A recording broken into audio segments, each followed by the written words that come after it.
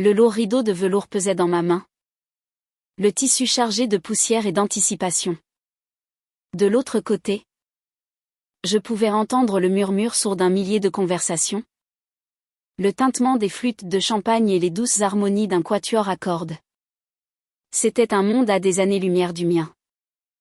Une voix, suave et exercée, résonna dans les haut-parleurs des coulisses. Et dans quelques instants, annonça le maître de cérémonie.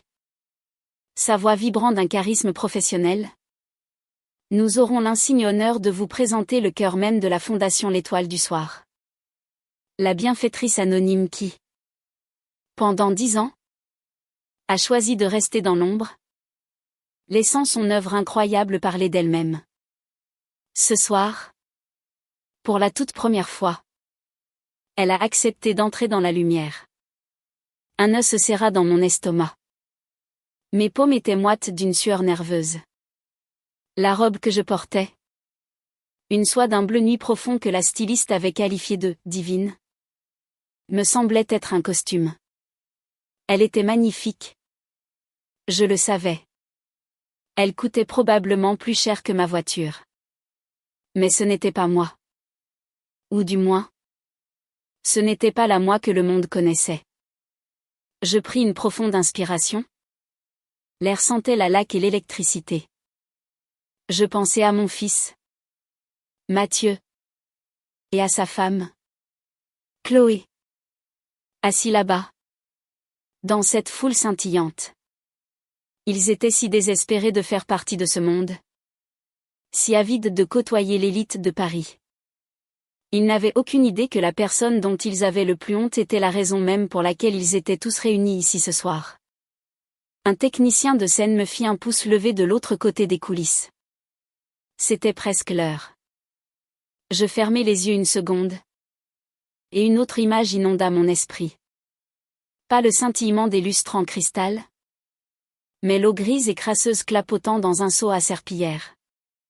Pas l'odeur de parfum de luxe, mais l'odeur âcre et chimique du nettoyant pour sol. Je rouvris les yeux. Ma résolution se durcissant comme de l'acier. Je lissai le devant de ma robe. Le maître de cérémonie atteignait son crescendo final. Quand je monterai sur cette scène, je les regarderai. Et je commencerai mon discours avec les mots qui me brûlaient le cœur depuis 3 jours.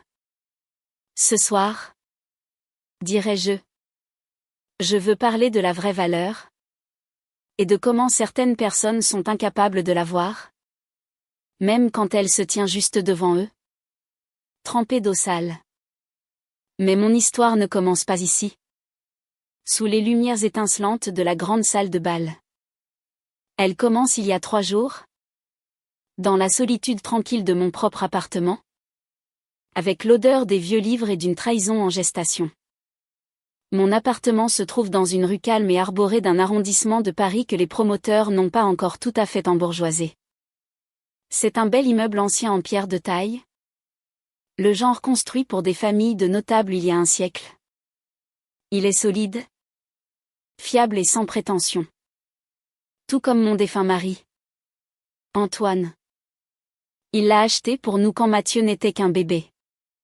C'est un début. Léo, avait-il dit. Ses yeux brillants d'un espoir qui aurait pu alimenter toute la ville. Un bon et solide début. Nous avions tant de rêves à l'époque. Antoine et moi. Mais nous n'étions pas que des rêveurs. Nous étions des bâtisseurs.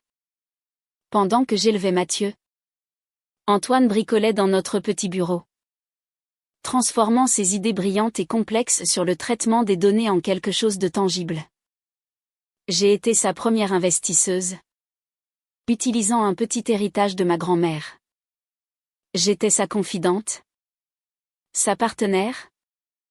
Celle qui tenait les comptes pendant qu'il se battait avec le code. Ensemble, nous avons bâti une entreprise à partir de rien. Elle a grandi plus vite que nous ne l'avions jamais imaginé. Mais nous n'avons jamais quitté notre appartement. Nous n'avons jamais changé. L'argent était un outil. Un moyen pour une fin. C'était pour l'avenir de Mathieu, et pour l'avenir des autres que nous espérions aider un jour. Puis, il y a 10 ans, je l'ai perdu. Une crise cardiaque soudaine a volé la lumière de ma vie. L'entreprise, notre rêve partagé, semblait vide sans lui. Alors je l'ai vendu. Le chiffre qui est apparu sur mon compte en banque était stupéfiant. Presque comique. C'était plus d'argent que 10 familles ne pourraient en dépenser en 10 vies. Et cela ne signifiait rien pour moi. Alors, j'ai créé la fondation L'Étoile du Soir, en sa mémoire. Et je suis restée dans mon appartement haussmannien. J'ai trouvé une joie tranquille à travailler à temps partiel dans une librairie d'occasion près de la Sorbonne, entourée de l'odeur réconfortante du papier vieilli. Je m'occupais de mes plantes sur le balcon. Je vivais une vie simple. Une vie que j'avais choisie. Une vie qui honorait l'homme qu'était Antoine. Pas la fortune qu'il avait laissée derrière lui. C'était une vie que mon fils et sa femme ne pouvaient tout simplement pas comprendre. L'appel téléphonique est arrivé un mardi après-midi. J'étais sur mon balcon. Les mains dans la terre riche et sombre. À prendre soin de mes plants de tomates. Maman. La voix de Mathieu était tendue. Stressée. Il avait toujours cette voix ces derniers temps. Mathieu. Mon chéri. Tout va bien? Oui. Oui. Tout va bien. Écoute. Chloé et moi pensions passer cet après-midi. On doit te parler de quelque chose. Devoir parler ne signifiait jamais une conversation anodine.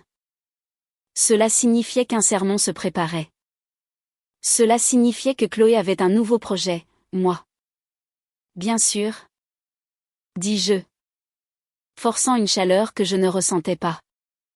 Je mets la bouilloire en route.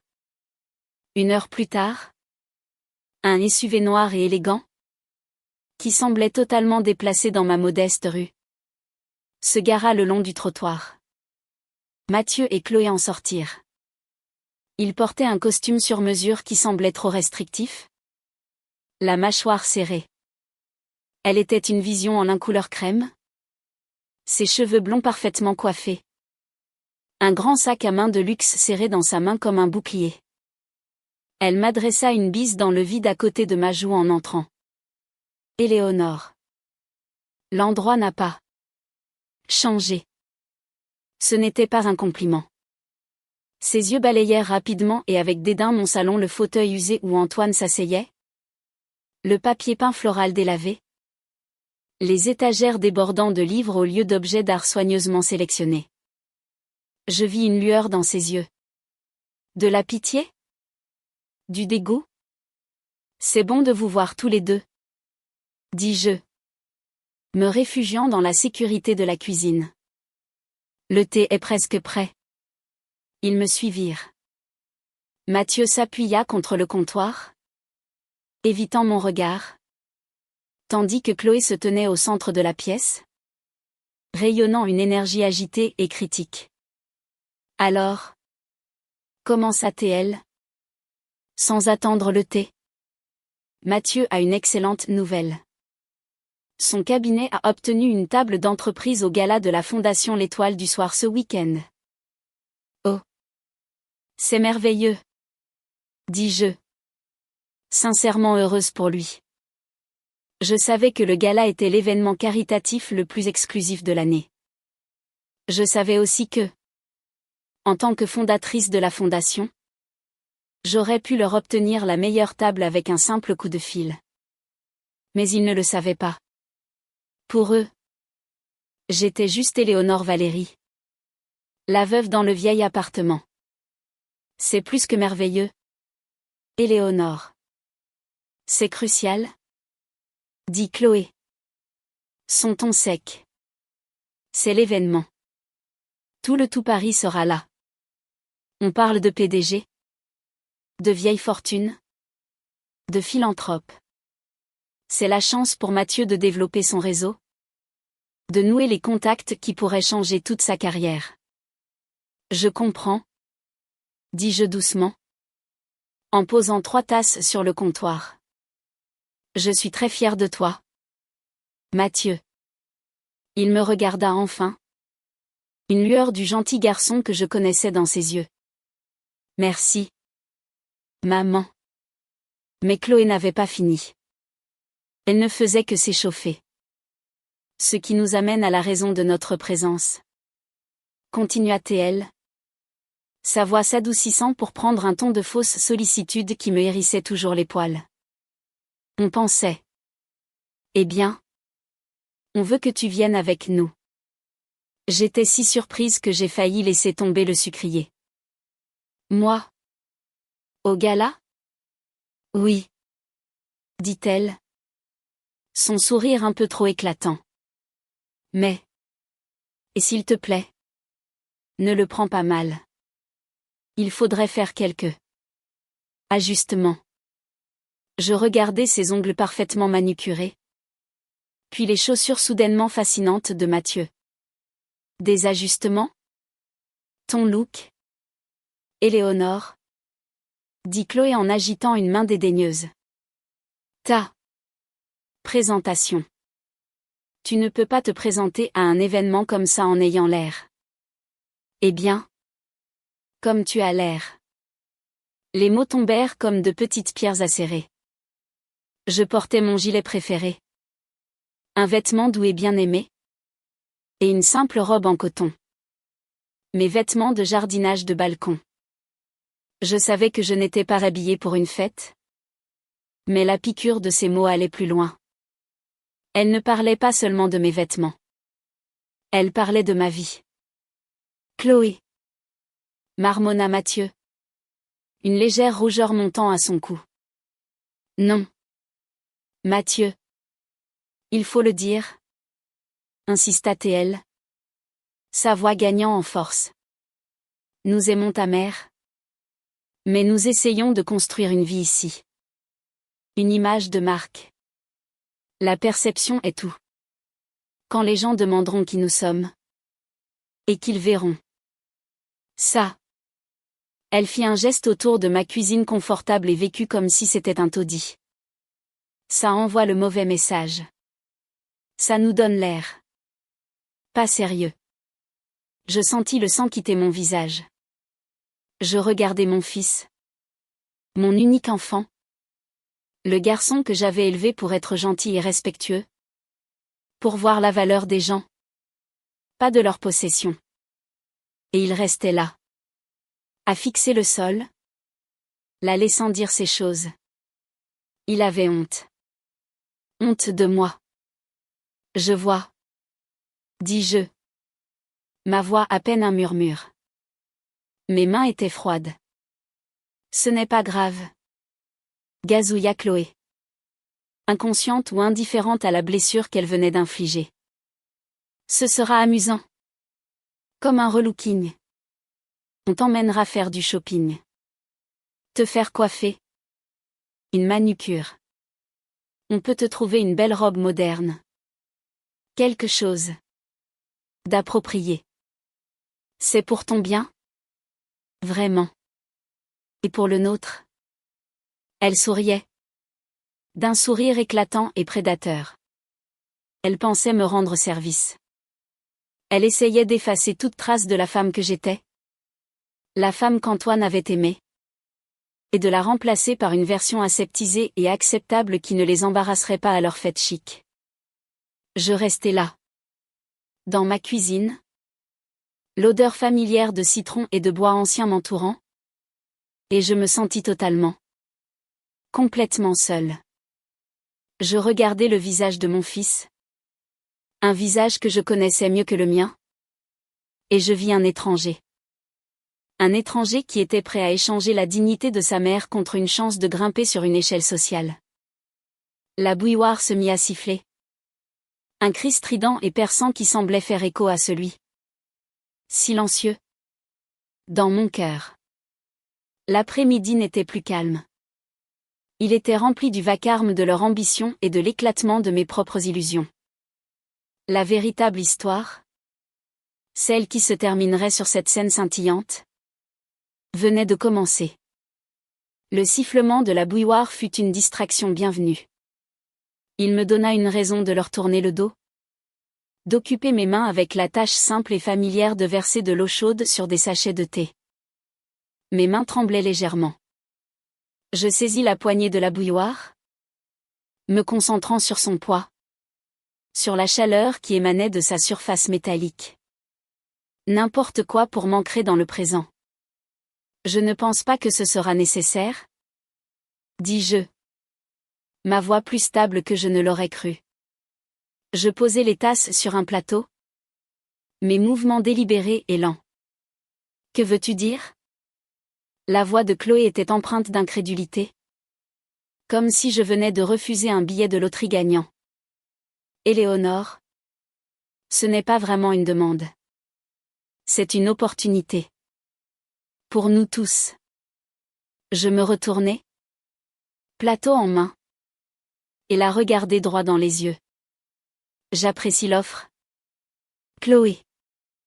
Mais je n'irai pas au gala. Mathieu prit enfin la parole. La voix tendue.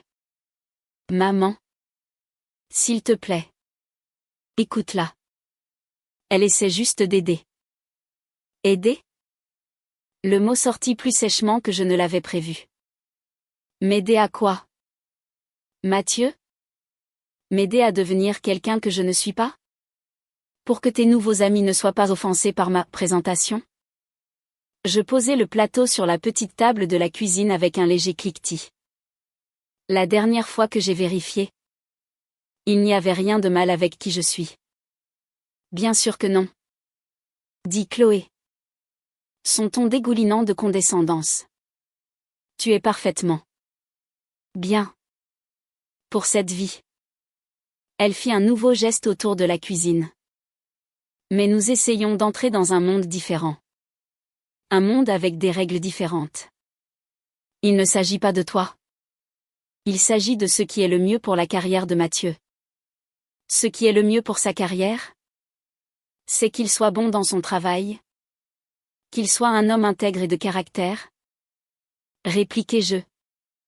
Ma voix s'élevant légèrement. Des valeurs que ton père et moi t'avons enseignées? Ajoutai-je. En regardant directement mon fils. Des valeurs qui n'ont rien à voir avec le prix de ma robe ou l'âge de mon papier peint. Mathieu tressaillit comme si je l'avais frappé. Il ne pouvait pas croiser mon regard. Il se contenta de fixer sa tasse de thé intacte. Le silence dans la pièce était épais et lourd, rempli d'accusations tacites. Chloé, cependant, n'était pas découragée.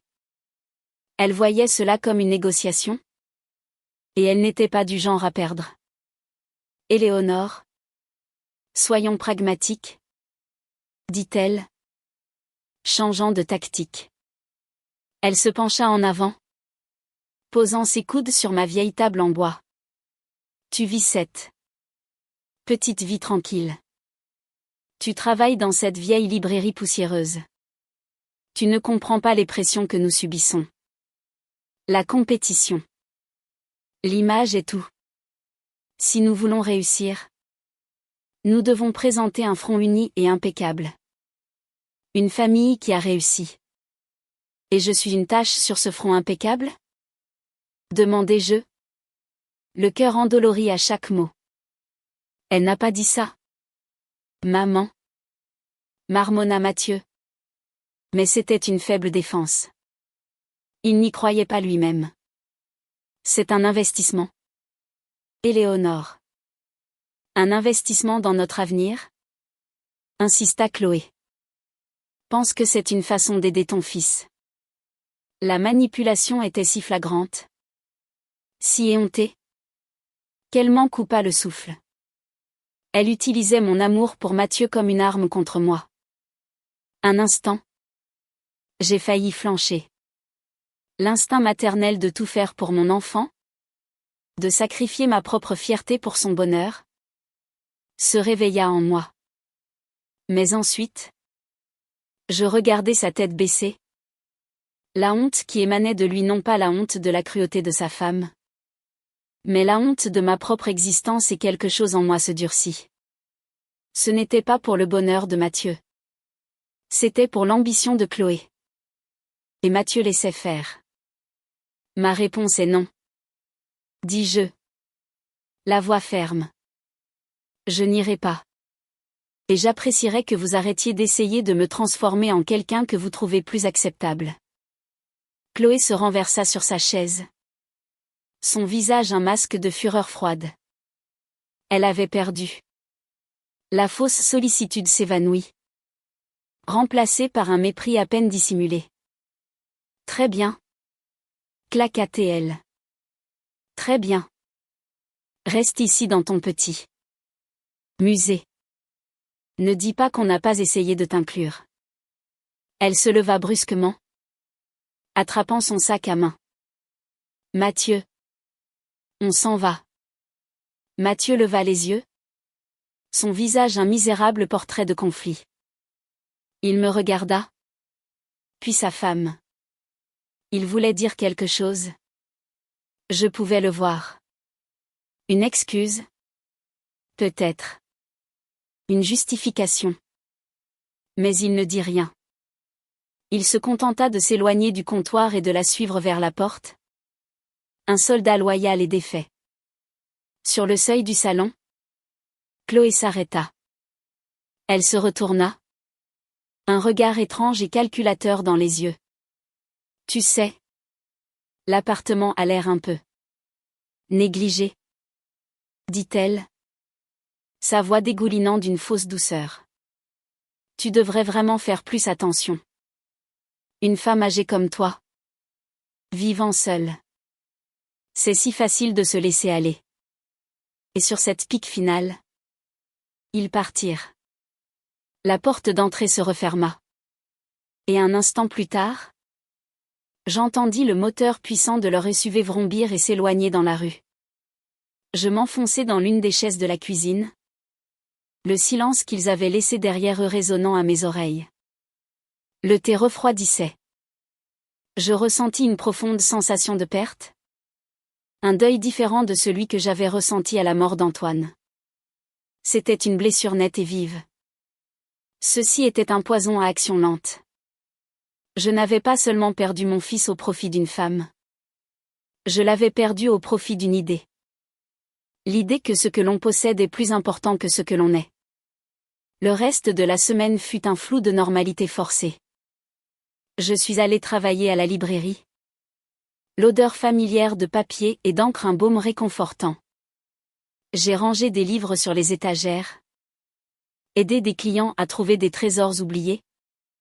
Et essayé de ne pas penser au gala. J'ai essayé de ne pas penser à Mathieu et Chloé. Entrant dans un monde de glamour et d'influence. Pendant que j'étais laissé pour compte. Une relique dont ils étaient impatients de se débarrasser. Le samedi arriva. Le jour du gala. Le ciel était d'un bleu éclatant et sans nuages. Un jour parfait pour une fête. J'ai passé la matinée sur mon balcon. Arrachant les mauvaises herbes avec une sorte de vengeance. Mes doigts s'enfonçant dans la terre fraîche. C'était concret. Réel. Je ne les laisserai pas gâcher ça pour moi. Je ne les laisserai pas m'enlever ma paix. Vers midi. On sonna à ma porte. Mon cœur fit un bond d'espoir. Peut-être que c'était Mathieu. Peut-être qu'il avait retrouvé la raison. Qu'il était venu s'excuser. Mais quand j'ouvris la porte, ce n'était que Chloé. Elle était seule. Elle portait une tenue de sport décontractée mais chère. Elle tenait une grande gourde de marque. Chloé. Dis-je. Surprise. Où est Mathieu? Il a eu une réunion de dernière minute? Dit-elle en passant devant moi pour entrer dans l'appartement. Quelques préparatifs finaux pour ce soir. Mais je voulais venir et essayer une dernière fois. Son ton était différent aujourd'hui. Plus doux. Plus conciliant. Je fus immédiatement méfiante. Il n'y a rien de plus à dire? Lui dis-je en fermant la porte. S'il te plaît. Éléonore. Dit-elle. les yeux grands et suppliants. J'ai été horrible l'autre jour. J'étais stressée. Et j'ai mal géré la situation. Je suis tellement désolée. C'est juste que... Je me laisse tellement emporter par ces choses. Mathieu était si fâché contre moi. Il t'aime tellement. Les mots furent un baume pour mon cœur meurtri. Même si une partie de moi savait qu'ils étaient calculés. Je voulais les croire. Je voulais croire que mon fils m'aimait encore. Qu'il m'avait défendu. Il veut juste que tu fasses partie de notre vie. Continua-t-elle. La voix légèrement tremblante. Toute notre vie. Les moments chics et les moments normaux. J'ai eu tort d'essayer de te changer. Peux-tu me pardonner? Je la regardais. Cette femme belle et soignée qui semblait m'offrir un rameau d'olivier. Peut-être avais-je été trop dure. Peut-être était-elle juste jeune et mal avisée. Bien sûr. Dis-je. Ma résolution s'adoucissant. On peut oublier ça. Merci. Souffla-t-elle. Un sourire soulagé se répandant sur son visage. Tu sais. Je me sens si mal. Je veux juste faire quelque chose pour aider. Tu avais l'air si fatigué l'autre jour. Pourquoi ne t'assieds-tu pas? Ne mets-tu pas tes pieds en l'air? Laisse-moi. Je ne sais pas. Ranger un peu pour toi? En guise de paix. Oh. Non. Tu n'as pas à faire ça. Protestai-je. J'insiste. Dit-elle. Regardant déjà autour d'elle. Ses yeux se posèrent sur la serpillière et le seau que j'avais laissé près de la porte de la cuisine après avoir nettoyé le sol ce matin-là. Parfait. Je vais juste donner un petit coup rapide sur les parquets. Repose-toi. S'il te plaît. Avant que je puisse argumenter davantage. Elle avait ramassé le seau. L'eau était encore dedans. Grise et trouble.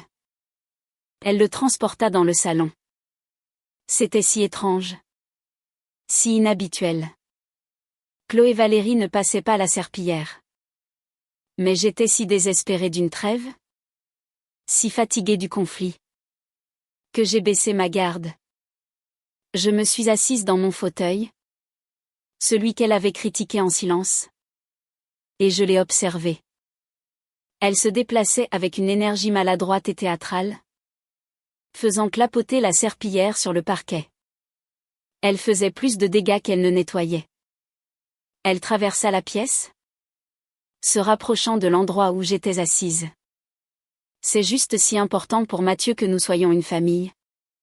Dit-elle. Haletant légèrement sous l'effort.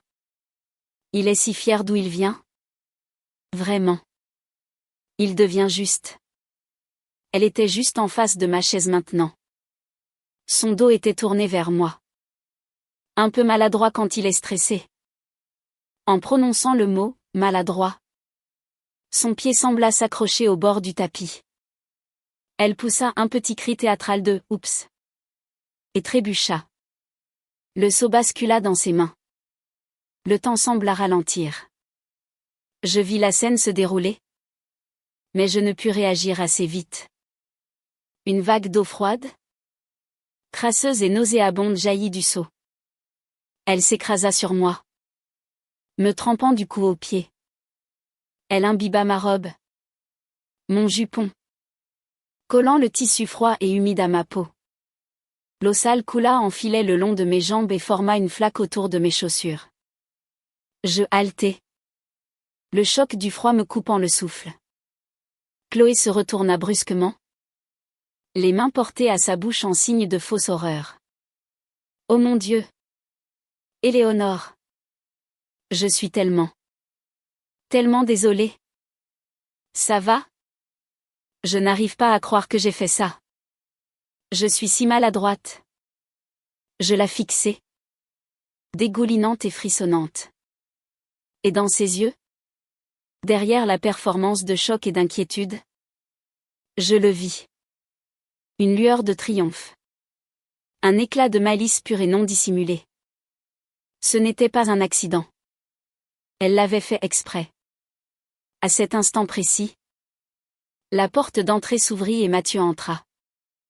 Il s'arrêta net, les yeux écarquillés en voyant la scène. Sa mère, trempée et couverte de saleté, et sa femme, debout devant moi avec un seau vide, feignant la détresse. Qu'est-ce qui s'est passé? Balbutia-t-il. Oh! Mathieu! S'écria Chloé en se précipitant à ses côtés. C'était un terrible accident. J'essayais d'aider Éléonore à nettoyer. Et j'ai trébuché. Je suis tellement désolée. Mon chéri. J'ai fait un tel gâchis. Il la regarda. Puis me regarda. Ma robe me collait à la peau. L'eau sale dégoulinait sur le sol, créant une flaque de honte à mes pieds. Je frissonnais. Non seulement de froid, mais d'humiliation. Je regardais mon fils, le suppliant des yeux de voir la vérité, de me défendre. Il me regarda, dans mon état trempé et pathétique. Et son visage, le visage que j'aimais plus que tout autre au monde, se crispa. Non pas de sympathie pour moi, mais d'embarras. Ses épaules s'affaissèrent. Il laissa échapper un long soupir las.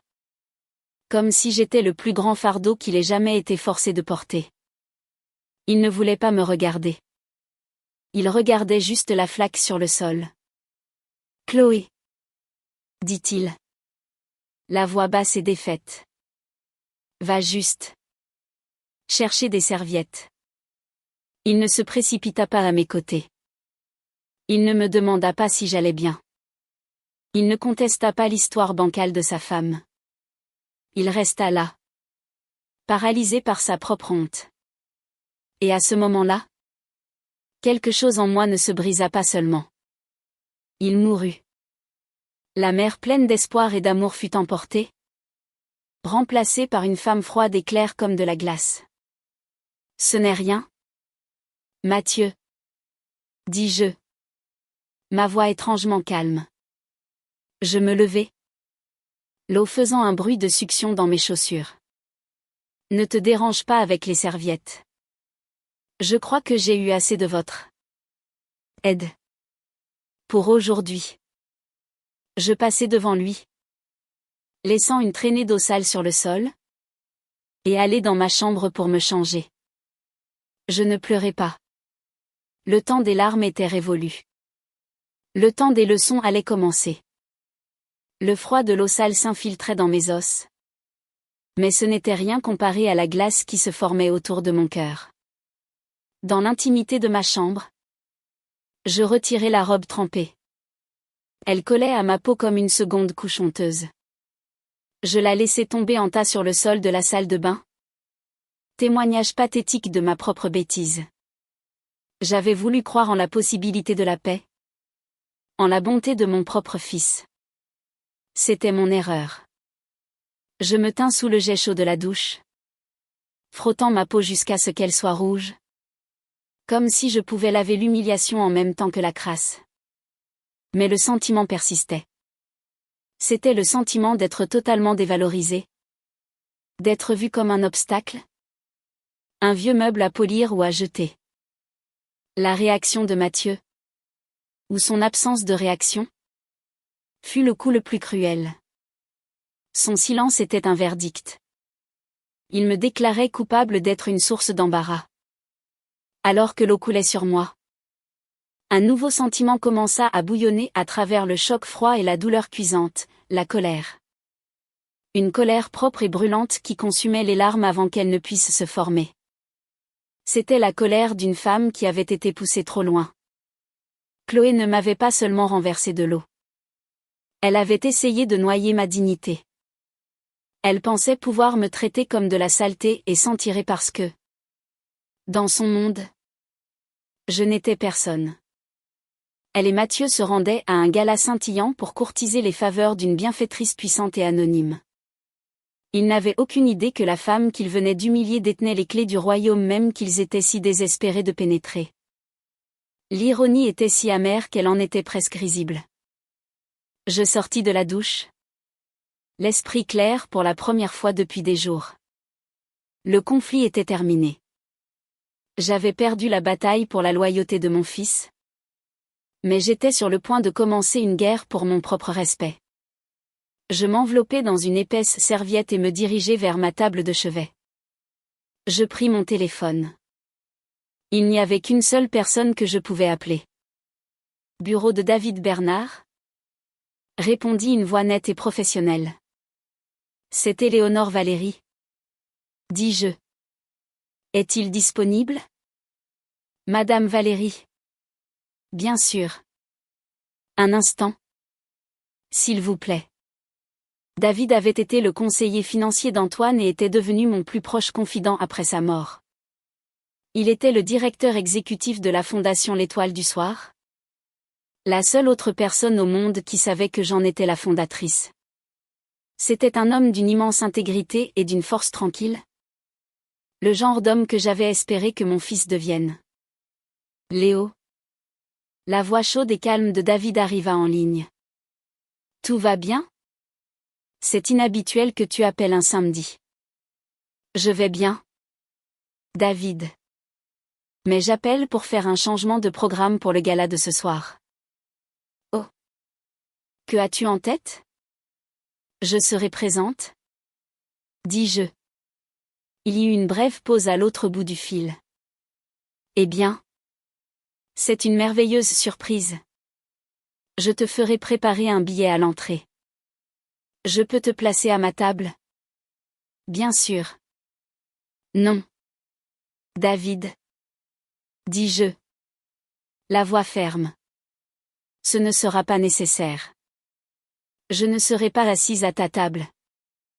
Je serai assise sur scène. Une autre pause ? Plus longue cette fois. Je pouvais presque entendre les rouages tourner dans son esprit vif. Léo. Tu es sûr ? Nous avons gardé ton anonymat pendant une décennie. C'est l'un des principes fondateurs. Les principes peuvent s'adapter ? Dis-je en regardant mon reflet dans le miroir. Mes cheveux grisonnants étaient humides. Mon visage était nu. Mais mes yeux brillaient. Il est temps. Je veux être présentée ce soir. En tant que fondatrice. Puis-je te demander ce qui a provoqué cela ? Demanda-t-il doucement. Je songeais à tout lui raconter. La cruauté de Chloé. La trahison de Mathieu. L'eau sale et la honte froide et dure. Mais je ne le fis pas. Il ne s'agissait pas de vengeance. Pas entièrement. Il s'agissait de réclamation.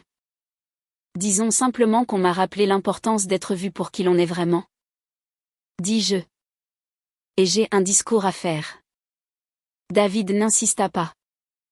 Il me connaissait assez bien pour entendre l'acier dans ma voix. D'accord. Léo.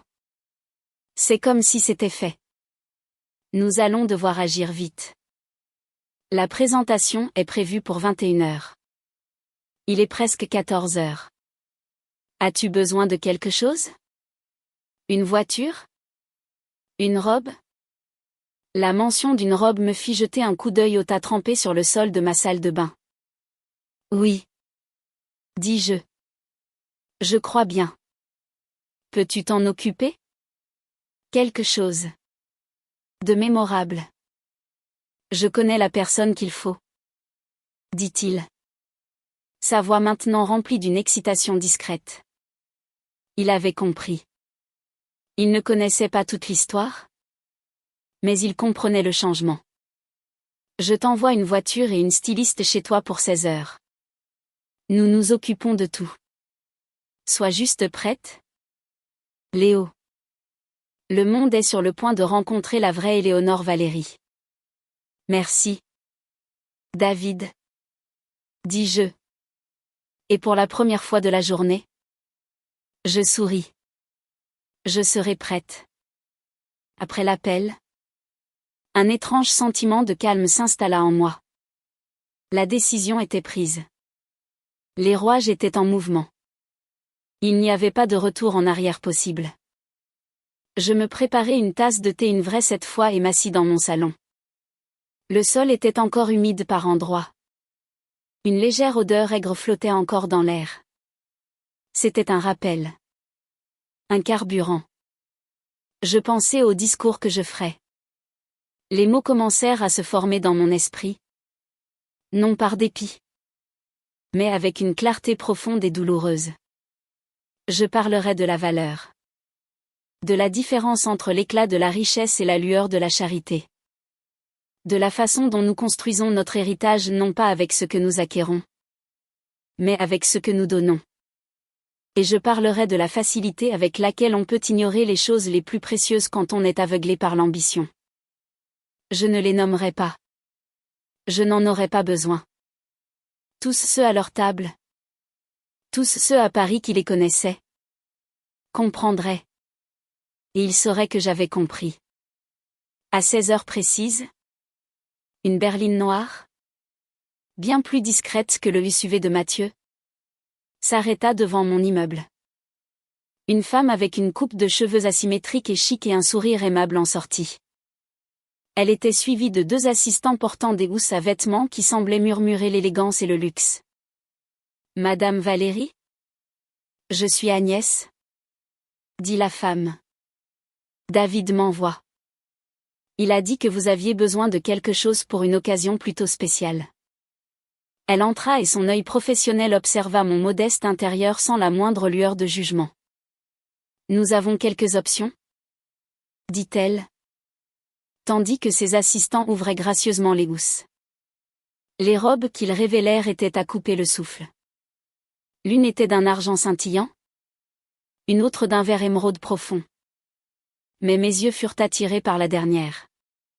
C'était une robe en soie bleu nuit. Sa coupe était simple mais sa confection exquise.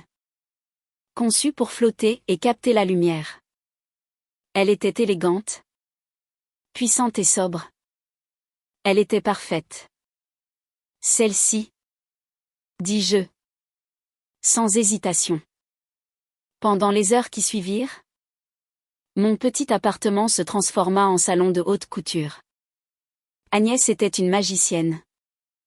Elle me coiffa en un chignon sophistiqué qui mettait en valeur les mèches argentées que j'avais gagnées en 60 ans de vie. Son maquillage était subtil. Conçu pour rehausser, non pour masquer. Elle n'essaya pas de me rajeunir.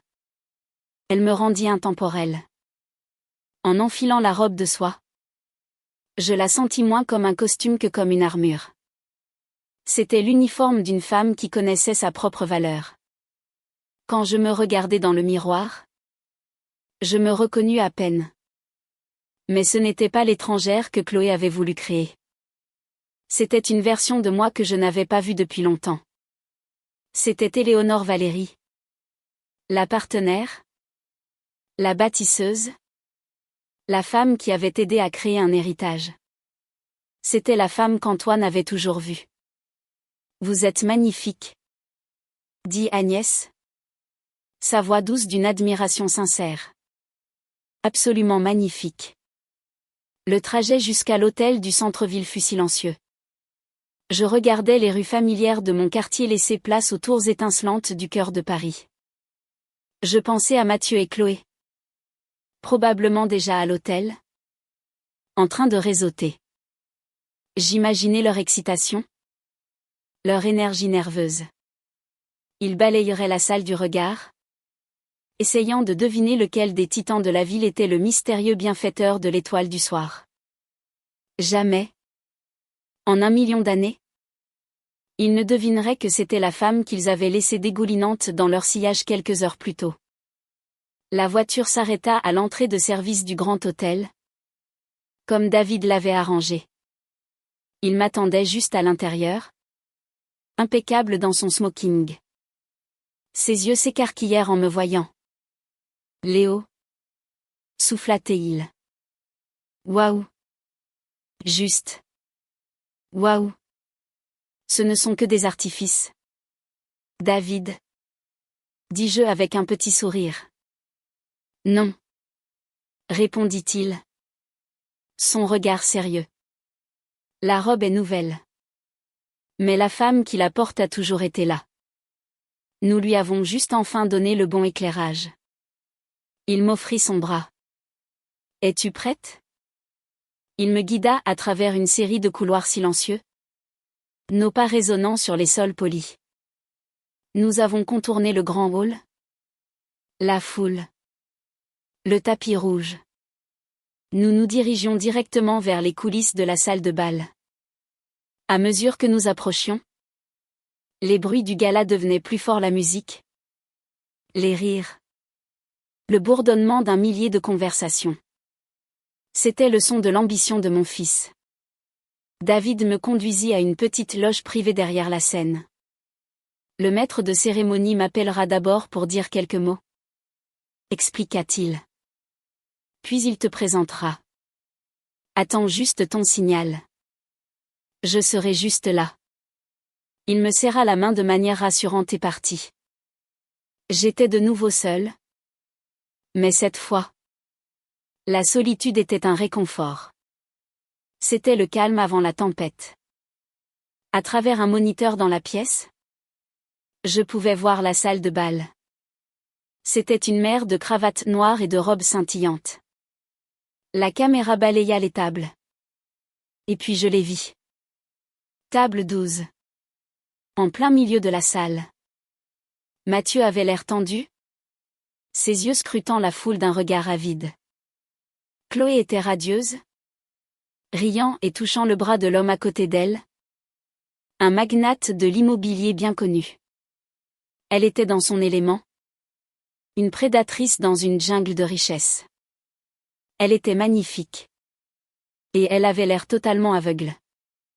Je les observais longuement, ressentant un étrange détachement. L'amour maternel féroce que j'avais toujours ressenti était toujours là. Mais il était maintenant tempéré par une profonde tristesse. J'aimais mon fils. Mais je n'aimais pas l'homme qu'il était devenu. La voix du maître de cérémonie retentit dans les haut-parleurs. Et je vis David monter sur scène sous des applaudissements polis. C'était presque l'heure. Je sortis de la loge et me tins dans les coulisses. Caché dans l'ombre. Le lourd rideau de velours frais contre mes doigts. Je pouvais sentir la vibration des applaudissements à travers le sol. David parla avec éloquence du travail de la fondation. De leur engagement envers les invisibles et les laissés pour compte de la ville. C'était un homme bon. Puis, il arriva à la partie que j'attendais. Et maintenant? Dit David. Sa voix résonnant de fierté. J'ai le grand honneur de présenter la femme dont la vision et la générosité ont rendu tout cela possible. Depuis 10 ans. Elle est notre étoile polaire. Notre étoile du soir. Joignez-vous à moi pour accueillir, pour la toute première fois, la fondatrice de la Fondation L'Étoile du Soir. Madame Éléonore Valérie. Le nom résonna dans la salle de bal. Mon nom. Je pris une profonde inspiration, sortis de l'ombre et entrai dans la lumière. Au moment où je suis monté sur scène, un millier de paires d'yeux se sont tournés vers moi. Un projecteur d'un blanc éclatant a trouvé mon visage, m'aveuglant momentanément. Pendant une fraction de seconde, mon sang-froid soigneusement construit a vacillé. L'immensité de la salle, la mer de visages dans l'attente, était écrasante. Les applaudissements étaient une vague de son assourdissante. Ils applaudissaient pour un nom, pour un mythe. Ils n'avaient aucune idée de qui j'étais. Mais mon fils, lui, le savait. Alors que ma vision s'ajustait, j'ai laissé mon regard balayer la salle de bal, cherchant délibérément la table 12.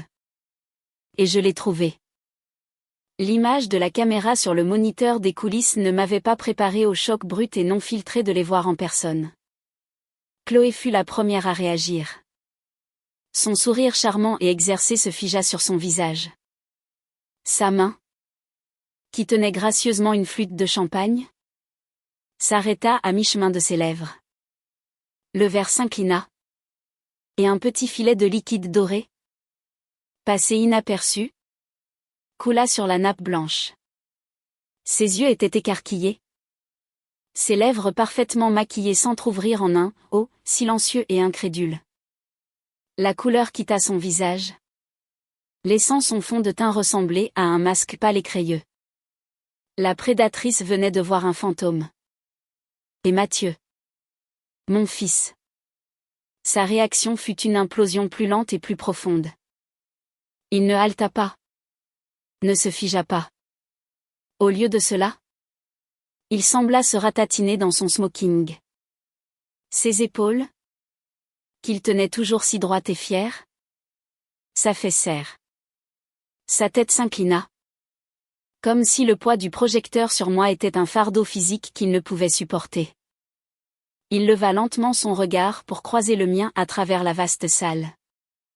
Dans ses yeux, je vis un maelstrom d'émotions, une incrédulité totale, une horreur naissante, et une honte profonde, viscérale, 1000 fois plus puissante que celle qu'il avait ressentie dans mon salon.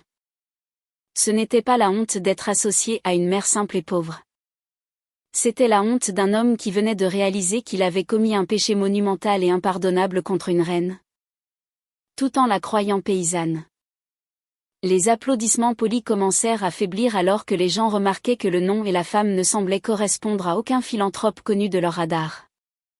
Des murmures parcoururent la foule. Valérie? Qui était Léonore Valérie? Je pouvais presque les entendre le penser. Cette femme âgée et discrète dans son élégante robe bleue était la force motrice derrière la fondation L'Étoile du Soir? Cela ne collait pas. David s'avança et me guida doucement vers le pupitre. Il me serra discrètement le bras en signe de soutien avant de se retirer sur le côté de la scène. Les murmures s'éteignirent lentement, remplacés par un silence tendu et curieux. Toute la salle de bal attendait. Mon fils et sa femme retenaient leur souffle. J'ajustai le microphone. Ce simple geste semblant capital. Mes mains étaient stables. La colère de tout à l'heure s'était refroidie pour devenir une résolution calme et concentrée. Je regardais la foule, au-delà des diamants étincelants et des cols empesés. Et pendant un instant, je laissai mes yeux se poser sur Mathieu et Chloé. Je voulais qu'ils sachent que je les voyais. Que c'était pour eux. Puis, je commençai à parler. Bonsoir, dis-je. Ma voix claire et égale, amplifiée dans toute la salle caverneuse. Merci, David, pour cette aimable présentation. Et merci à vous tous d'être ici ce soir pour soutenir une cause qui m'est très chère. Je fis une pause, laissant les mots s'installer. Pendant 10 ans, j'ai choisi de rester anonyme. Je ne l'ai pas fait par timidité, mais par conviction profonde. Une conviction que je partageais avec mon défunt mari, Antoine. Nous avons toujours pensé que la vraie charité ne concerne pas le donateur. Il ne s'agit pas de reconnaissance ou d'applaudissement. Il s'agit de l'acte lui-même.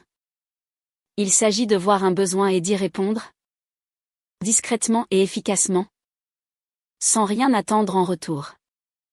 Du coin de l'œil, je vis Chloé tressaillir. Le mot « discrètement » sembla flotter dans l'air autour de leur table. Mon mari était un homme brillant. Continuai-je, ma voix s'adoucissant d'une émotion sincère. Il voyait le monde d'une manière unique. Il a bâti une entreprise prospère à partir d'une idée dans notre bureau. Mais nous n'avons jamais mesuré notre succès par les chiffres sur notre compte en banque. Nous l'avons mesuré par la vie que nous avons construite, les valeurs que nous portions, et le fils que nous avons élevé. À la mention de leur fils, je vis Mathieu reculer physiquement. Il ferma les yeux un bref instant, comme s'il souffrait. Nous lui avons appris à valoriser l'intégrité, la gentillesse, À valoriser les gens pour ce qu'ils sont à l'intérieur. Pas pour les vêtements qu'ils portent ou la maison qu'ils habitent. Nous croyons que la vraie valeur d'une personne est comme les fondations d'un immeuble. Ce n'est pas la partie que l'on voit. Pas la façade clinquante ou les ornements décoratifs. C'est la partie solide, invisible. Sans glamour qui soutient tout. Sans elle. Peu importe la beauté de l'extérieur. Toute la structure est sans valeur. C'est juste une coquille vide. Destinée à s'effondrer. La salle était maintenant totalement silencieuse. Le tintement des verres avait cessé. Les chuchotements s'étaient tus. Ils écoutaient. Captivés par la tournure inattendue que prenait ce discours. Ce n'était pas la litanie habituelle de remerciements et de statistiques de collecte de fonds. C'était personnel. C'était réel. Je pris une gorgée d'eau du verre posé sur le pupitre. Mon regard dériva de nouveau vers la table 12. Chloé fixait maintenant son assiette. Les jointures blanches à force de serrer une fourchette. On aurait dit qu'elle voulait que le sol s'ouvre et l'engloutisse. Mathieu me regardait toujours. Le visage pâle et luisant de sueur. Il avait l'air piégé. Il l'était. Dernièrement, dis-je. Ma voix baissant légèrement. Devenant plus intime. Plus directe. J'ai beaucoup pensé à la valeur. À la façon dont nous la reconnaissons. Ou, plus important encore, à la façon dont nous échouons parfois à la reconnaître. Nous vivons dans un monde obsédé par l'image. Par les marques et la présentation. Nous sommes si occupés à essayer de paraître importants que nous oublions parfois comment être bons. Parfois, les choses les plus précieuses dans nos vies sont celles que nous tenons pour acquises. Celles qui ont toujours été là. Nous soutenant discrètement. Nous aimant inconditionnellement. Et parfois, nous sommes tellement aveuglés par la poursuite de choses nouvelles et brillantes que nous traitons ces choses précieuses. Fondamentales. Avec mépris. Nous les voyons comme démodés. Comme un obstacle. Comme une source d'embarras. Chaque mot était une fléchette soigneusement visée. Je vis Mathieu baisser la tête. Incapable d'en supporter plus. L'homme assis à côté de Chloé. Le magnate de l'immobilier. Se pencha et lui chuchota quelque chose. Elle secoua simplement la tête. Sans lever les yeux. Le triomphe social qu'elle avait orchestré se transformait en cauchemar de relations publiques. Sous ses yeux. Et c'est une drôle de chose. La valeur. Dis-je. Me penchant légèrement vers le microphone. Ma voix emplie d'une intensité tranquille. On ne peut pas toujours la voir. Un diamant brut ressemble juste à une pierre. Un chef-d'œuvre caché dans un grenier n'est qu'une toile poussiéreuse. Et la valeur d'une personne ne peut être jugée par son adresse ou sa garde-robe. Maintenant venait la partie que j'avais répétée dans mon esprit tout l'après-midi. La partie qui était née de la piqûre de l'eau sale et d'un cœur brisé. On ne peut pas voir la vraie valeur. Par exemple, quand elle se tient juste devant vous. Dis-je. Ma voix résonnant d'une clarté puissante et douloureuse. Trempée et couverte d'immondices. Un halètement collectif et doux parcourut la partie de la salle de bal qui connaissait les Valéries. Quelques têtes se tournèrent subtilement vers la table de Mathieu. Le silence à cet endroit n'était plus seulement tendu. Il était radioactif. Je n'avais pas été précise. Je n'avais pas mentionné de saut à serpillière ni de belles filles maladroites. Je n'en avais pas besoin. J'avais peint un tableau. Et pour les deux personnes qui comptaient le plus, ce tableau était aussi vif et accablant qu'une photographie. Je les avais mis à nu dans une salle pleine de leurs idoles. Non pas en révélant ma richesse, mais en révélant leur caractère. Je laissai l'image flotter dans l'air un long moment. Puis, je me redressai visiblement. Mon ton revenant à quelque chose de plus formel. De plus présidentiel. La partie personnelle était terminée. La leçon avait été donnée. La fondation L'Étoile du Soir a été créée pour voir la valeur chez les gens que les autres ignorent. La mère célibataire qui cumule 2 emplois. L'étudiant d'un quartier pauvre à l'esprit brillant. La famille qui perd tout dans un incendie. Ils ne sont pas embarrassants. Ils ne sont pas des obstacles. Ils sont le cœur de cette ville. Ce sont eux qui ont la vraie force. Ce sont les diamants bruts. Et notre travail est de les aider à briller. Telle est notre mission. Tel est l'héritage d'Antoine. Et c'est l'œuvre de ma vie. Je regardai la salle une dernière fois. Mon regard balayant tout le monde avant d'éviter ostensiblement la table 12. Merci pour votre générosité. Et s'il vous plaît, profitez du reste de votre soirée. Je reculai du pupitre. Pendant 1 seconde, il y eut un silence de mort. La foule semblait abasourdie, en train de digérer ce qu'elle venait d'entendre.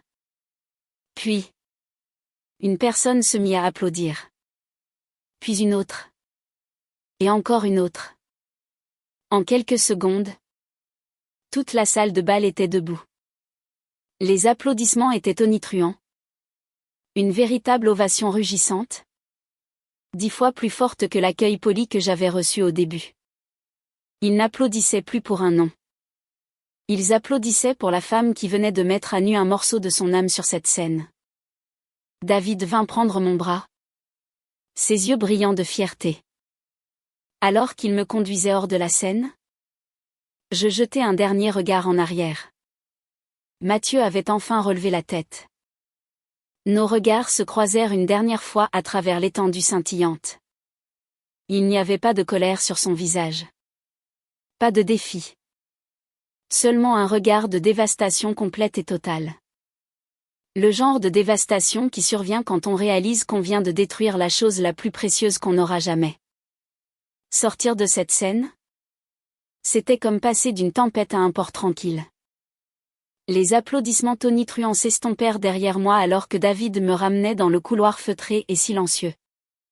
Mon adrénaline chantait encore. Mais la résolution glaciale qui m'avait porté pendant le discours commençait à fondre, laissant place à un profond sentiment d'épuisement. Je l'avais fait. J'avais dit ce qui devait être dit. Et maintenant, je devais vivre avec les conséquences. Léo. C'était. Commença David.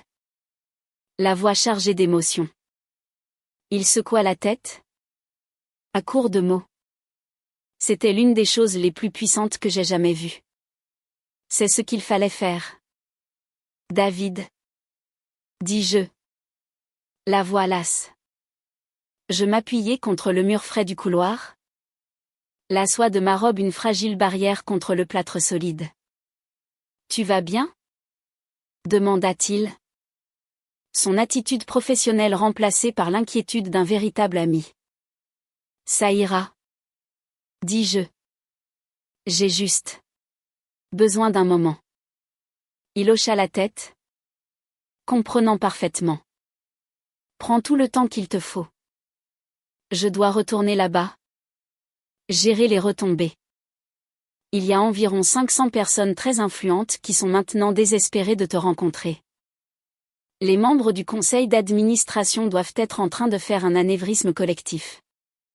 Il m'adressa un petit sourire ironique. Je vais faire diversion. La voiture t'attend à l'entrée de service dès que tu seras prête à partir. Merci. David. Pour tout. Ce fut un honneur. Léo. Dit-il. Avant de se retourner et de repartir vers la salle de bal. Resté seul dans le couloir silencieux. Le poids de la soirée s'abattit enfin sur moi. J'avais gagné. J'avais défendu ma dignité et remis Chloé et Mathieu à leur place de la manière la plus publique et la plus indéniable qui soit. J'avais affirmé mon pouvoir. Alors pourquoi me sentais-je si vide? Le triomphe était entaché d'une tristesse profonde et douloureuse. La victoire sur son propre enfant est un prix amer. Je ne voulais pas affronter la foule obséquieuse. Les bienfaiteurs curieux ou les membres du conseil choqués. Je voulais juste rentrer chez moi. Dans ma rue calme. Mon fauteuil usé et mes étagères débordantes de livres. Dans la vie qu'ils avaient jugée si pathétique. Je commençais à marcher vers l'entrée de service. Mes talons s'enfonçant doucement dans le tapis moelleux. Le couloir était long. Et tandis que je marchais, les faibles sons du gala commencèrent à revenir, un écho lointain de musique et de conversation. En tournant un coin, je vis 2 silhouettes près d'une sortie, se découpant dans la faible lumière. Ils se disputaient à voix basse et frénétique. C'étaient Mathieu et Chloé. Ils ne m'avaient pas vu. Je me suis instinctivement réfugiée dans l'ombre d'une porte en renfoncement, le cœur battant dans ma poitrine. Je savais que je devais simplement m'éloigner, monter dans ma voiture et partir. Mais j'étais figée. Une auditrice involontaire de l'épave que j'avais créée. Comment as-tu pu ne pas me le dire? La voix de Chloé était un murmure venimeux. Elle avait perdu tout son charme poli et était maintenant brute et éraillée de fureur. Comment as-tu pu me laisser la traiter comme ça? Tu m'as laissé me ridiculiser complètement. Comment étais-je censé savoir? Rétorqua Mathieu, sa voix se brisant de désespoir. Elle travaille dans une librairie. Elle vit dans cette petite maison. Elle conduit une voiture vieille de 10 ans. Rien dans sa vie n'a de sens. As-tu jamais, ne serait-ce qu'une seconde, pensé que ma mère était une multimillionnaire secrète? C'est ta mère. Tu aurais dû savoir quelque chose. Siffla-t-elle. Tu aurais dû savoir qu'elle n'était pas juste une simple vieille femme. Tu m'as laissé verser un seau d'eau sale sur la fondatrice de la fondation L'Étoile du Soir. Sa voix monta d'un ton, frôlant l'hystérie. As-tu la moindre idée de ce que nous venons de faire? Notre réputation dans cette ville est terminée. Finie. Nous sommes la risée de tous. Tu crois que je ne le sais pas? La voix de Mathieu était remplie d'un dégoût de soi si profond que c'était douloureux à entendre. J'étais là. J'étais là et je t'ai laissé faire. J'avais honte d'elle. Chloé. Mon Dieu. J'avais honte d'elle, d'être tout ce dont mon père aurait été fier. Il passa ses mains dans ses cheveux. Son corps tremblant. Il ne s'agissait pas de toi. C'était moi. Tout. C'est moi qui ai poussé pour ça. C'est moi qui voulais grimper. Qui voulait être vu. J'avais honte d'où je venais. Eh bien. Félicitations. Mathieu.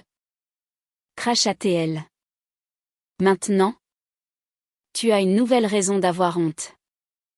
Nous sommes ruinés. Les associés de ton cabinet étaient à notre table. Les Bernard. Les Dumas. Tout le monde a entendu ce discours. Tout le monde nous a vus. Ils ne feront plus jamais affaire avec toi. Ils ne nous inviteront plus jamais nulle part. Nous sommes des parias sociaux. C'est tout ce qui t'importe? Demanda-t-il. Sa voix soudainement calme. Dangereusement calme. Les soirées? Les contrats? Ma mère. Ma mère vient de me renier devant toute la ville. Elle m'a regardé comme si elle ne me connaissait même pas. Et tout ce à quoi tu penses?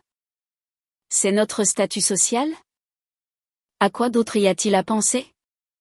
S'écria Chloé. Son apitoiement sur elle-même absolu. Elle a tout. Elle a tout cet argent et elle nous a laissé nous débattre. Elle nous a laissé penser que nous devions nous battre pour nous en sortir. Elle a joué un jeu avec nous. Non. Dit Mathieu. La réalisation se dessinant sur son visage. Sa voix emplie d'une terrible clarté. Elle ne jouait pas à un jeu. Elle vivait juste sa vie. Une vie d'intégrité. C'est nous qui jouions à un jeu. Et nous venons de perdre. Il y eut un long silence. Je pouvais entendre la respiration saccadée de Chloé. Qu'est-ce qu'on va faire? Murmura-t-elle finalement. Le combat l'abandonnant, remplacé par un gémissement pathétique. Je ne sais pas ce que nous allons faire, dit Mathieu. Son ton plat est vide. Mais je sais ce que je dois faire. Je dois essayer de lui parler. Je dois. Sa voix se brisa. Je dois m'excuser. Elle ne te pardonnera jamais, dit Chloé. Sa voix dépourvue d'espoir. Pas après ça. Je sais, murmura-t-il. Mais je dois essayer. Il se tourna et commença à marcher dans le couloir, droit vers ma cachette. Mon cœur bondit dans ma gorge. Je ne pouvais pas l'affronter maintenant. Pas comme ça. Pas après avoir tout entendu. Avec une vague de panique, je sortis de ma cachette et me hâtai dans la direction opposée, mes talons claquant avec urgence sur le sol. Je ne regardais pas en arrière. J'ai pratiquement couru les 15 derniers mètres jusqu'à la sortie de service. Poussé la porte et me suis retrouvé dans l'air frais de la nuit. Le chauffeur en uniforme, qui attendait patiemment près de la berline, se redressa de surprise. À la maison? Madame Valérie? Demanda-t-il. Oui. S'il vous plaît. Haletez-je. Ma voix faible. Le plus vite possible. Je m'enfonçai dans le cuir moelleux de la banquette arrière, mon corps tremblant. La voiture s'éloigna doucement du trottoir, glissant dans le fleuve scintillant de la circulation du centre-ville. Je regardais par la fenêtre, mais je ne voyais pas les lumières de la ville. Je voyais le visage dévasté de mon fils. J'entendais sa voix brisée. J'avais honte d'elle. Les mots résonnaient dans mon âme. La victoire creuse dans la salle de bal me semblait encore plus désolée maintenant. J'avais voulu leur donner une leçon sur la valeur, et j'avais réussi au-delà de mes rêves les plus fous. Mais la leçon avait un coup terrible. J'avais brisé le monde de mon fils. L'homme poli et ambitieux qu'il avait essayé de devenir avait disparu. Et à sa place se trouvait un homme brisé, dépouillé de sa fierté et de ses illusions. Le retour à la maison fut le plus long de ma vie. Quand la voiture s'arrêta enfin devant mon petit immeuble en pierre de taille, il ne m'avait jamais semblé aussi accueillant. Je remerciai le chauffeur et me hâtai d'entrer, verrouillant la porte derrière moi. Je me débarrassai de la magnifique robe bleue, la laissant tomber sur le sol en une flaque soyeuse. Je me changeai pour enfiler ma vieille et confortable chemise de nuit. Je me tins au milieu de mon salon silencieux. L'appartement calme autour de moi. La légère odeur aigre de l'eau de serpillière avait disparu, mais son souvenir était gravé dans mon esprit. J'étais parti ce matin pour reconquérir ma dignité. J'avais terminé la nuit en perdant peut-être mon fils pour toujours. Je m'enfonçai dans le fauteuil d'Antoine. Le tissu usait un réconfort familier. Je pensais à ce que Mathieu avait dit. Elle était tout ce dont mon père aurait été fier. Une seule larme chaude s'échappa enfin et traça un chemin sur ma joue. Il avait raison. Antoine aurait été fier de la femme sur cette scène. Mais il aurait eu le cœur brisé par la raison pour laquelle elle avait dû s'y trouver. Le téléphone sonna. Son bruit strident déchirant le silence. Je regardai l'identifiant de l'appelant. C'était Mathieu. Ma main plana sur le téléphone.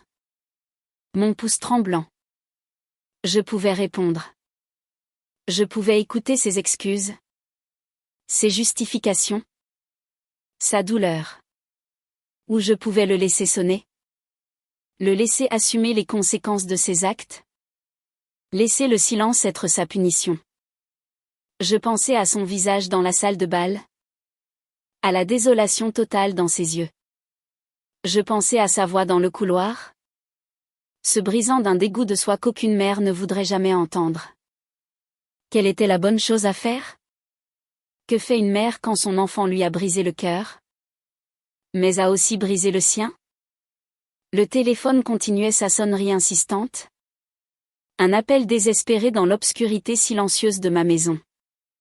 Chaque sonnerie était une question. Le pardon? Ou la justice? La sonnerie du téléphone sembla durer une éternité. Chaque éclat strident étant une nouvelle vague de conflit qui déferlait sur moi.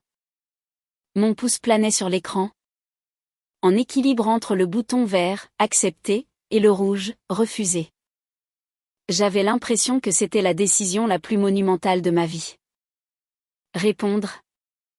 C'était ouvrir la porte à une conversation douloureuse et compliquée pour laquelle je n'étais pas prête. L'ignorer.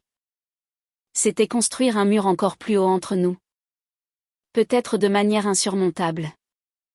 Finalement. À la 6e sonnerie.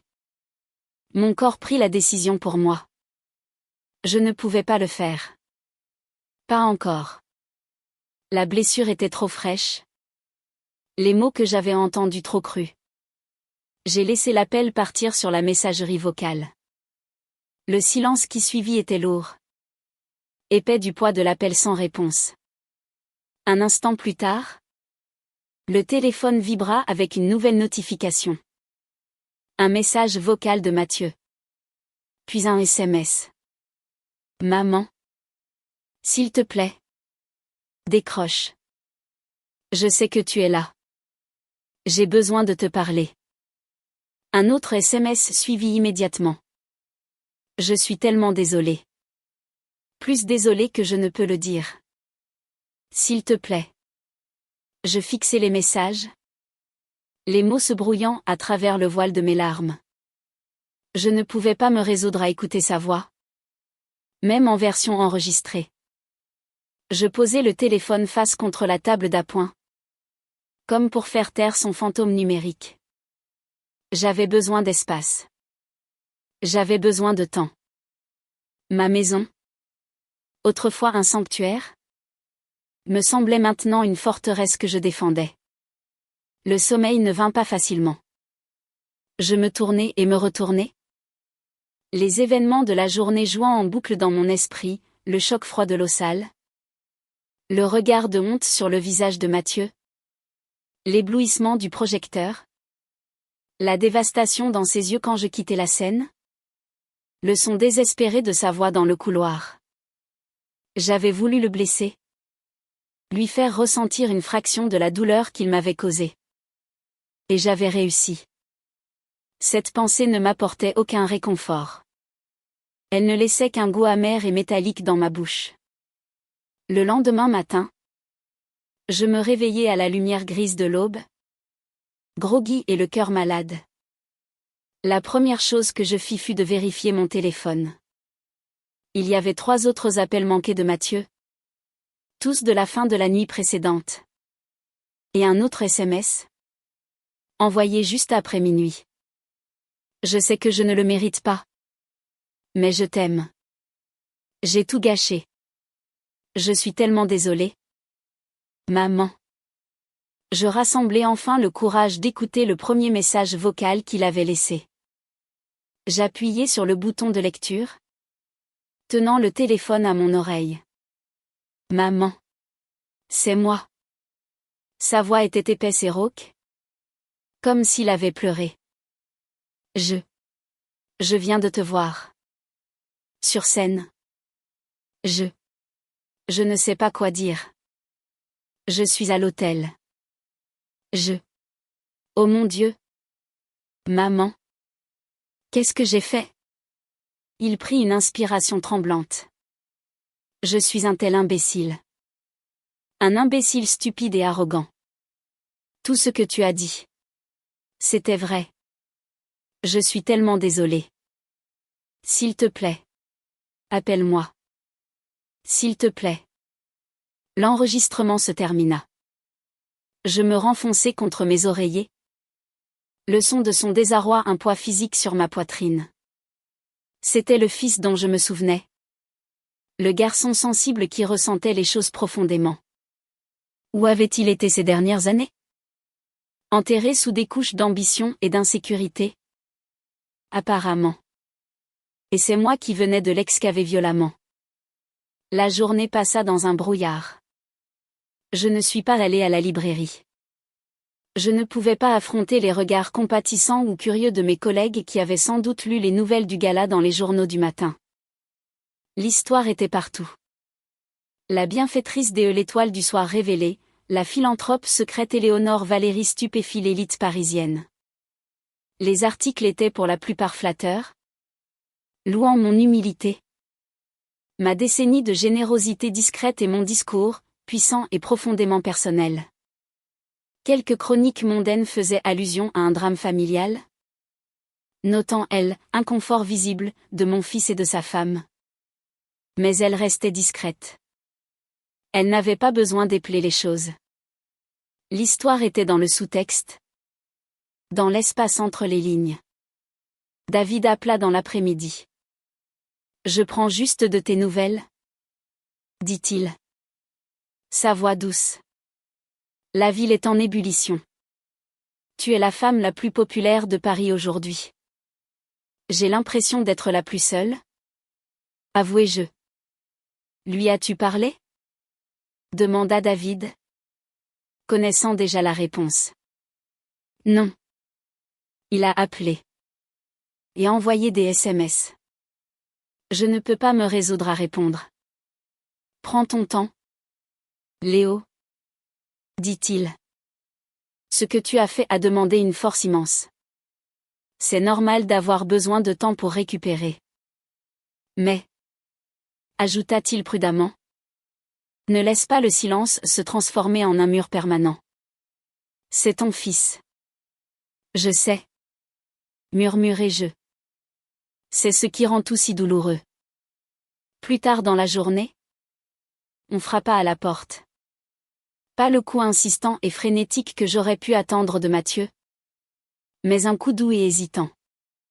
Mon cœur martela contre mes côtes. Je regardai à travers le judas. C'était Mathieu. Il était seul.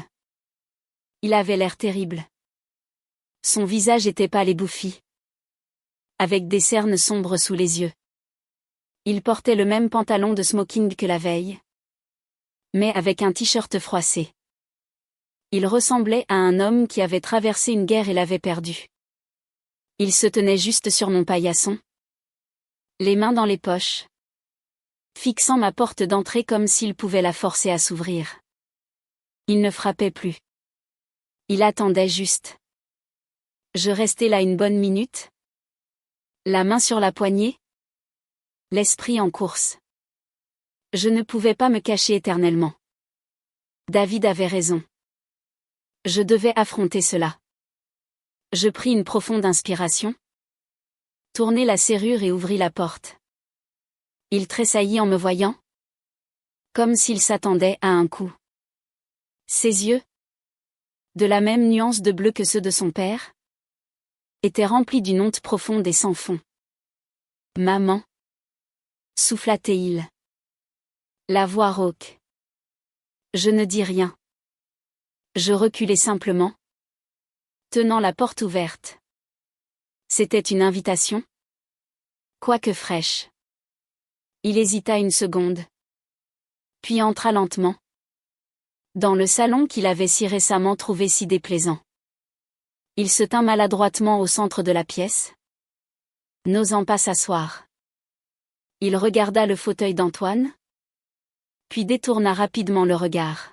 « Merci de me laisser entrer. » balbutia-t-il. Je fermai la porte et me tournai pour lui faire face, les bras croisés sur ma poitrine. C'était une posture défensive, et je le savais. « Que veux-tu, Mathieu ?» demandai-je, la voix plate. « Je voulais m'excuser, » dit-il, les yeux fixés sur le sol. En personne. Même si je sais que des excuses ne suffisent pas. C'est loin d'être suffisant. Il leva enfin les yeux vers moi, ses yeux nageant dans des larmes non versées. Ce que tu as dit sur cette scène. Tu avais raison. Surtout. Sur moi. Je me suis tellement perdue. Maman. Tellement pris dans tout ça. Il fit un geste vague. Comme pour englober tout le monde de l'ambition et du statut qu'il avait consumé. Je pensais que c'était ce que j'étais censé vouloir. Ce qui me rendrait important. Et moi? N'étais-je pas importante? Demandai-je. La question vive et froide. Il grimaça visiblement. Tu étais la chose la plus importante? Murmura-t-il. Et je t'ai traité comme si tu n'étais rien. Pire que rien. J'ai laissé ma femme. J'ai laissé Chloé. T'humilier. Et je suis restée là. J'avais honte. Pas d'elle, mais de toi. Et c'est la chose la plus dégoûtante que j'ai jamais faite. Ça me rend malade d'y penser. Il s'étouffa avec les mots. Un sanglot prit dans sa gorge. Quand je t'ai vu sur cette scène. Quand j'ai réalisé qui tu étais. Ce que tu avais fait toutes ces années. Discrètement. Pendant que j'étais si occupée à essayer d'être bruyant. C'est comme si le monde entier s'était effondré sous mes pieds. Tout ce que je pensais être réel était faux. Et la seule chose que je pensais être simple était la chose la plus réelle et la plus puissante de ma vie. Et je l'avais jetée. Sa confession était brute et douloureuse. Et chaque mot atterrissait sur mon cœur comme un coup de marteau. C'était ce que je voulais. N'est-ce pas? Qu'il voie la vérité? Mais voir sa douleur? Son autodépréciation totale? Était angoissant. Où est Chloé? Demandai-je. Ma voix toujours froide. Il secoua la tête, détournant à nouveau le regard. Je ne sais pas. J'ai quitté l'hôtel ce matin. Je lui ai dit que je devais venir ici. Elle n'a pas compris. Elle est toujours concentrée sur les dommages causés à notre réputation. Les retombées sociales. Il laissa échapper un rire amer et sans joie. Elle a dit que j'étais un imbécile de venir ici. De ramper. Nous. Je ne pense pas que nous puissions nous en remettre. Notre mariage. Je pense qu'il était construit sur ces fondations creuses dont tu as parlé. L'aveu flotta dans l'air entre nous. La vie qu'il avait construite. Celle pour laquelle il avait sacrifié sa relation avec moi. S'effondrait autour de lui. Je ne m'attends pas à ce que tu me pardonnes, dit-il. Sa voix à peine un murmure. Je ne le mérite pas. Je ne me pardonnerai pas. Mais je devais te dire que je sais. Je vois tout maintenant. Je te vois. Et je suis tellement désolée. Pour tout. Il se tenait là. Un homme brisé au milieu de mon salon. Offrant les morceaux fracassés de sa vie. Il avait dit tout ce que j'avais besoin d'entendre. Il avait validé ma douleur. Reconnu ses fautes et compris la profondeur de sa trahison. La colère qui m'avait soutenue pendant 2 jours se dissipa enfin. Ne laissant derrière elle qu'un chagrin immense et lancinant. Je regardais mon fils. Mon fils insensé. Égaré. Brisé. Et je vis le petit garçon qui me tenait la main pour traverser la rue. L'adolescent à qui j'avais appris à conduire dans ce même quartier. Le jeune homme qui avait pleuré aux funérailles de son père. Il était toujours là. À l'intérieur. Mes bras se décroisèrent lentement. Je fis un pas vers lui. Il m'observa. Son expression pleine d'un espoir désespéré et fragile. C'était le moment. Le tournant. Le point culminant non seulement des derniers jours, mais des dernières années. Allais-je lui offrir une bouée de sauvetage? Ou allais-je le laisser se noyer dans le gâchis qu'il avait créé? L'avenir entier de notre relation dépendait de ce que j'allais dire ou faire ensuite. Le silence dans la pièce était une chose vivante, tendue entre nous par des années de sentiments tacites et la blessure fraîche et béante des derniers jours. Mathieu se tenait devant moi, totalement exposé, attendant mon jugement. La colère vertueuse qui avait été mon bouclier s'était effondrée. Et maintenant? Tout ce que je ressentais était le chagrin profond et déchirant d'une mère témoin de l'autodestruction de son enfant. Je regardais son visage, dépouillé de son arrogance ambitieuse. Et je ne vis que la douleur et le regret qui avaient creusé de nouvelles rides autour de ses yeux. C'était mon fils. Et il souffrait. À ce moment, je savais que m'accrocher à ma colère serait une punition pour moi autant que pour lui. Ce serait une victoire froide et solitaire. Mes pieds bougèrent avant que mon esprit n'ait pleinement traité la décision. Je comblai la distance entre nous et l'enlaçai dans mes bras. Pendant une seconde, il resta parfaitement immobile. Raide de choc, comme s'il ne pouvait pas croire que cela arrivait.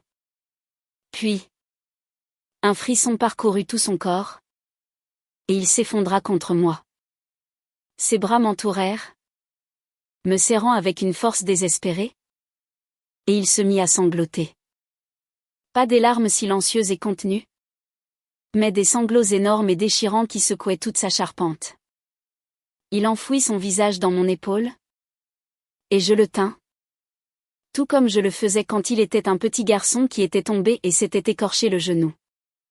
Je le tins pendant qu'il pleurait l'homme qu'il était devenu, et la relation qu'il avait brisée. Je suis tellement désolée. Maman. Pleura-t-il dans mon épaule? Les mots étouffés et pâteux.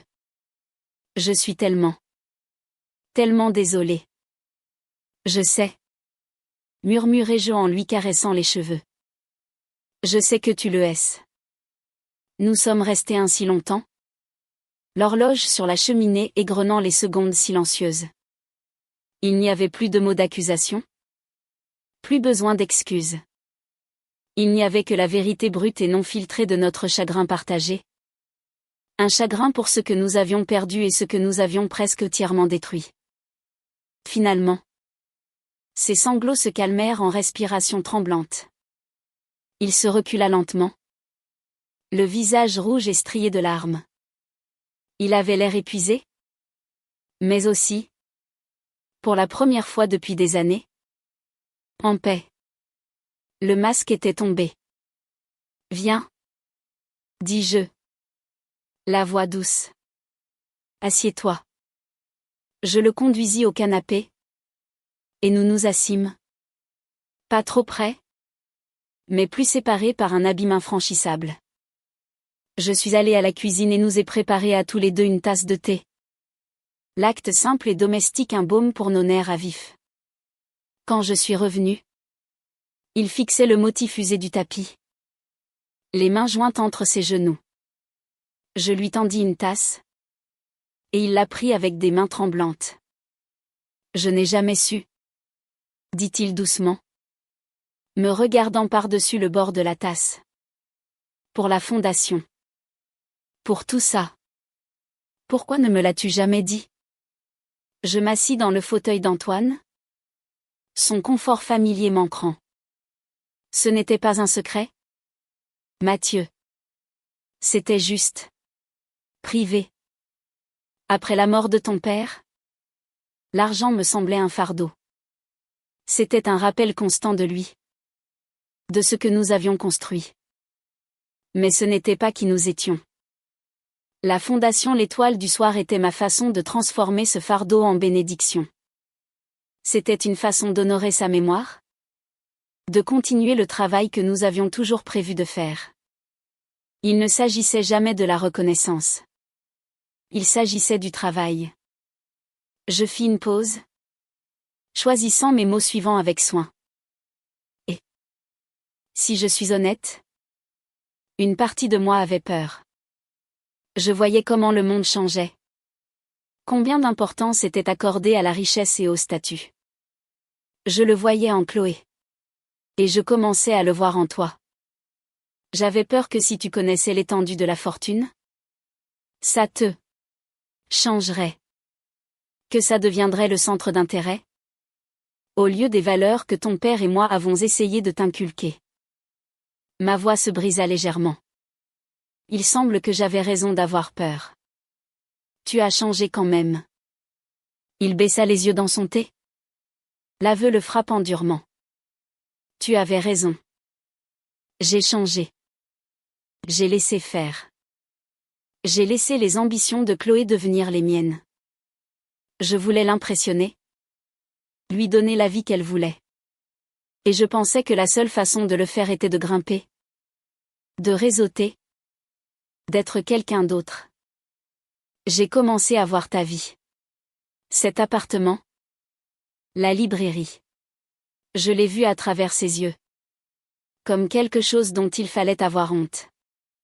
Quelque chose qui me retenait. Et maintenant? Demandai-je. Il regarda autour de la pièce. Mais cette fois, je pouvais voir qu'il la regardait vraiment. Les photographies délavées sur la cheminée. Les piles de livres bien lus. La réalité confortable et vécue d'une vie construite sur l'amour. Pas sur les apparences. Maintenant? Dit-il. La voix chargée d'émotion. Je vois que c'est la seule chose qui ait jamais été réelle. C'est ma maison. C'est d'où je viens. Ce n'est pas une source de honte. C'est une source de tout. Et j'ai failli tout jeter pour un appartement de luxe et une table à une fête chic. Il posa sa tasse. Le son vif dans la pièce silencieuse. Je quitte Chloé. Dit-il. Les mots crus et définitifs. Mon souffle se coupa. Mathieu. Tu es sûr? Tu n'as pas à prendre une décision si importante maintenant. Si. Je dois. Dit-il. Son regard stable et clair. C'est fini depuis longtemps? Maman. Je n'avais juste pas le courage de l'admettre. Le gala. Ton discours. Ça n'a pas brisé notre mariage. Ça lui a juste tendu un miroir. Et ce que j'ai vu était laid et vide. C'était un partenariat commercial. Pas un mariage. Nous ne construisions pas une vie. Nous construisions une marque. Et je ne peux plus vivre comme ça. Je ne veux plus être cette personne. Il ressemblait tellement à son père à ce moment-là résolu. Lucide et certain. Les années d'insécurité semblaient avoir été balayées. Laissant derrière elle l'homme qu'il était toujours censé être. La leçon avait été brutale. Mais peut-être nécessaire. Que vas-tu faire? Demandai-je. Je ne sais pas. Admit-il. Et pour la première fois. L'incertitude dans sa voix ne sonnait pas comme de la peur, mais comme de la liberté. J'ai besoin de comprendre qui je suis à nouveau. Sans le costume chic et le titre professionnel. J'ai besoin de trouver mes propres fondations. Nous sommes restés assis dans un silence confortable pendant un moment. Le thé réchauffant nos mains. La barrière entre nous avait disparu. Mais nous savions tous les deux que les choses ne seraient plus jamais exactement comme avant. Une cicatrice resterait toujours. La confiance, si gravement brisée, devrait être reconstruite lentement.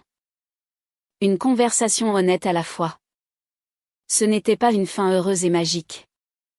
C'était un nouveau départ difficile et douloureux. Après environ 1 heure, il se leva pour partir. À la porte, il se retourna vers moi. Maman, dit-il. La voix hésitante.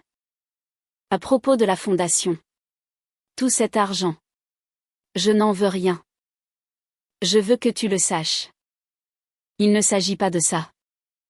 J'ai besoin de faire mon propre chemin. Le bon chemin. Cette fois. Je hochai la tête. Mon cœur se gonflant d'une fierté prudente. Je sais. Mathieu. Je n'ai jamais pensé un instant que c'était le cas. Il m'adressa un petit sourire triste. Puis il partit. Je fermai la porte et m'appuyai contre elle. Ressentant l'épuisement profond du marathon émotionnel que je venais de courir. La tempête était passée. Mon appartement était de nouveau silencieux. Mais c'était un silence différent. Ce n'était plus le silence de la solitude et de la colère. C'était le silence de la guérison. Une paix fragile s'était installée. Non seulement dans ma maison, mais dans mon cœur. Le chemin à parcourir serait long. Pour nous deux. Mais pour la première fois depuis très longtemps, je ressentis une lueur d'espoir. Pas l'espoir naïf qui avait été si cruellement brisé, mais un espoir plus fort, plus résilient. Le genre qui est forgé dans le feu et construit sur la vérité durement gagnée.